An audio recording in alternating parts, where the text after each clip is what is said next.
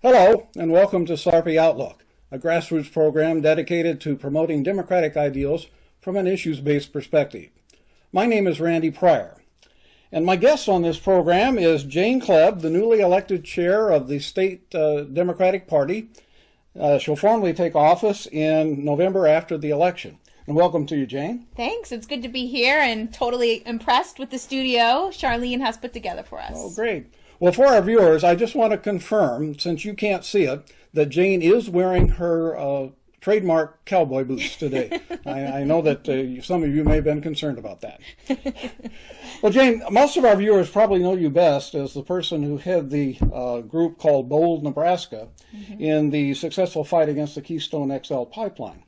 However, you've got a long history of political activism, going back to operating nonprofit organizations under the AmeriCorps program. You ran the Young Democrats of America for a time. You pushed for health care reform. More recently, you got yourself elected to the Hastings School Board on a platform urging healthy school lunches. And of course, there was your husband, Scott Kleeb's campaign for the U.S. Senate in 2008. So what I wanted to ask you is, what got you started in this life of political activism, and what keeps you going? Yeah. I was raised in a very political family. My mom was on an issue that Democrats are actually on the opposite side of, but she was president of Right to Life. Okay. But, my mom really looked at that issue as making sure that teenage moms had access to health care and had proper care, and that the Catholic Church was taking care of them.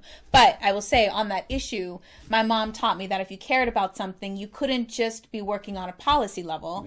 You had to, one, help get people elected that shared your same political views, and two, most importantly, she taught me you had to be in the streets. Right. My mom was constantly doing creative actions, and so I really credit my mom to a lot of it. Well, I have a great admiration for a lot of people who do that sort of thing. Of course, we've asked you here to talk about the new challenge that you've taken on as chair of the state party, but in the middle of an election year, I really can't avoid talking a little bit about presidential politics. Now, you were a supporter of Senator Bernie Sanders during the primary. That's right. But of course, since Hillary Clinton won the nomination, you've been very outspoken in your support of her and have endorsed her. There still are a fair number of Bernie diehards out there who refuse to support Mrs. Clinton. And I guess what I really want to know is if you think this will have any sort of impact on the November election, particularly in our effort to once again win the blue dot electoral vote in Congressional District 2.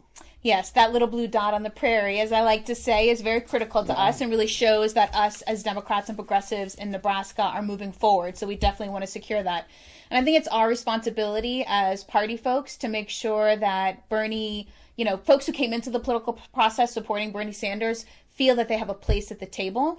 And so we're doing concrete things to help do that. One, we're organizing door knocks and canvases and kind of bar outreach where we're going and talking to voters. And that's all being organized by not only the Black Nebraska Democratic Party Caucus and LGBT Caucus, but also a new group called Progressive Nebraska that was formed by a lot of young Bernie supporters. So we're really doing things together in the streets in order to form that really, really needed bond of trust. So then they continue to show up for Democratic candidates, including Clinton. And I talk with them all the time about Secretary Clinton. And Secretary Clinton is not perfect on every progressive issue that we want her to be perfect on. That's our job as grassroots advocates to continue to push her, but also to support her so she can get elected. Sure, and that's very important work. Well, let's turn to your new job. What led you to seek becoming the chair of the state party?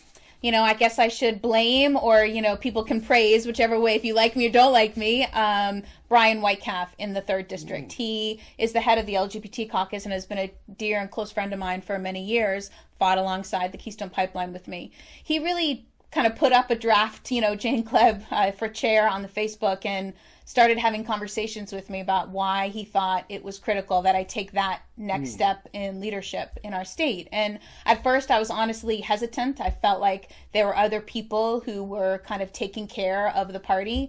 But the more I thought about it and the more I visited with folks, I really want to bring more creative grassroots organizing and issue-based organizing into the party. And I think that I have some skills to lend. Good. Well, let's look at some of the challenges facing Democrats in Nebraska. While registration in Congressional District 2 that we've talked about is fairly evenly split, in the state as a whole, Republicans outnumber us by a wide margin. Our legislature is technically nonpartisan, but Republicans outnumber Democrats there 36-11. There's only one Democrat, Brad Ashford, in our congressional delegation, and there are no Democrats in any of Nebraska's statewide offices. In fact, we haven't had a Democrat in the governor's chair since Ben Nelson left for the Senate in 2001. And I think this is particularly important. It's a significant disadvantage to our party because of the governor's pivotal role in building a party. You know, he grooms future leaders by appointing agency heads and members of his staff, and he also helps set the direction for the state through the crafting of the state budget and proposal of measures to the legislature. So it isn't just a partisan matter. It has major implications for policy in a whole host of areas that Democrats care about, like health care, the environment, taxes, economic development, death penalty, and so on. So I don't want to be all gloom and doom, but the question is, how do we turn this around and start to elect more Democrats, particularly a governor? Yeah. I was just in Pawnee City last weekend, and that's a tiny little town in southeast Nebraska. And, you know, one of the things that I told them is one of the goals of me as party chair is that we're not going to have people whispering to their neighbors or folks at the bank or at the high school football game that they're Democrats. Yeah. That we actually have a lot to be proud of, even given the odds that you just said. We abolished the death penalty. Yeah. We raised the minimum wage. We stopped the Keystone pipeline. We gave dreamers, drivers, and professionals license. So we actually are moving forward a progressive agenda, even though we don't have top elected progressives or elected Democrats. So it's now our responsibility to take it to the next step. We've been able to create some coalitions with Republicans, but the reality is they're not with us on big major issues, including education and including on taxes. They keep on pretending that they're giving relief to Nebraskans on property taxes. Meanwhile, we're about to face a deficit, and Republican Senator Kittner, you know, kind of in these neck of the woods, if you will, continues to distract our state because he won't resign after doing deplorable behavior with state equipment. So, you know, we have a lot to look forward to. From my perspective, our path is very clear, that we have to continue to register folks in the 3rd District, including Latinos, African Americans, young people, farmers and ranchers who really actually agree with us on a lot of the populist progressive issues. You know, we've had, I think, some of the most qualified candidates in the last couple of elections, particularly for the United States Senate and for governor, but I think all the way down the state line. And yet we've not been successful. So do you think that maybe registration, for example, is one of the top priorities that you might be seeking? Registration, but also making sure that our current elected Democrats actually say that they're Democrats. Yeah. It's a big problem within our party that we are living in this mold of like 1980 where you're supposed to act like a Republican. No, we can stand proud as Democrats, and we can make sure that folks know that we are Democrats, and then Democrats are the one who are moving our state in a much more progressive way, which is where the majority of our state actually wants to be when you start asking about issues. So, you know, it's the job of the party to also come together and actually support people who are running statewide. I can't tell you the amount of Democrats that kind of, you know, said on the sidebar, whether it was my husband Scott running or Dave Domina, they're great candidates, they'd be amazing in the Senate, but they'll never win. Yeah. No more with the buts. They will win if we continue to stand proud as Democrats and work our butts off in order to get them elected. Well, I know as a former member of the State Central Committee that and there are some places still in Nebraska where it's very tough to admit that you're a Democrat, and as you say, we've just got to start turning that around and be proud of it.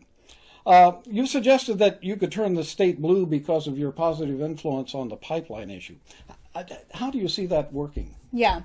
You know, one of the things that I found working on the pipeline is even people that fiercely disagreed with me, that they grew a tremendous amount of respect for the work that I did because they always knew where I stood.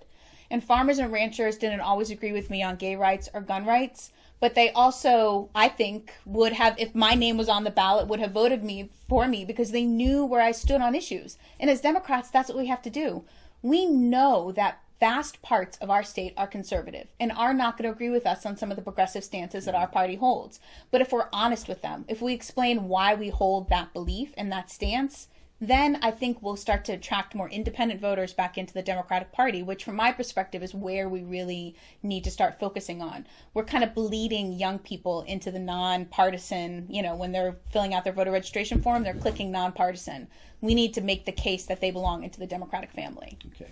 So I take it you're pretty confident that you can turn around from single issue activism to the big picture and the party issues. Yeah, I've worked on lots of issues. The pipeline was obviously near and dear to my heart. We worked on it for 7 years, and folks that were fighting the pipeline, I literally consider my family, and I love each and every one of them. But yeah, I care about lots of issues, and I mostly care about electing Democrats. Oh, great. Well, you've got an opportunity here to say to the Democrats and all of the people of Nebraska, if there are any thoughts that you have that you'd like to share with us as you take this new step to become the state party chair. Yeah, I think, first and foremost, it's when you are at a bar or at church or at the ball game, let's keep on talking about the candidates in our local communities that are going to do good for our communities, and make sure that folks know that they're Democrats and that they stand proud as Democrats, and that there's a role for everybody. If you don't like to knock doors, maybe you can make phone calls from your house. If you don't like to make phone calls, you can write thank you notes to people who just registered to vote. There's a place for everybody. If you're progressive, moderate, or conservative Democrat, we want you in our family. Well, great. Well, I want to thank you very much, Nebraska State Democratic Party Chair-elect Jane Kleeb, for being our guest today on Sarpy Outlook. We all wish you a lot of good luck and much success in your new assignment. Thanks, Randy. My name is Randy Prier, and to our viewers, we thank you all for watching, and please be sure to vote in this election this November.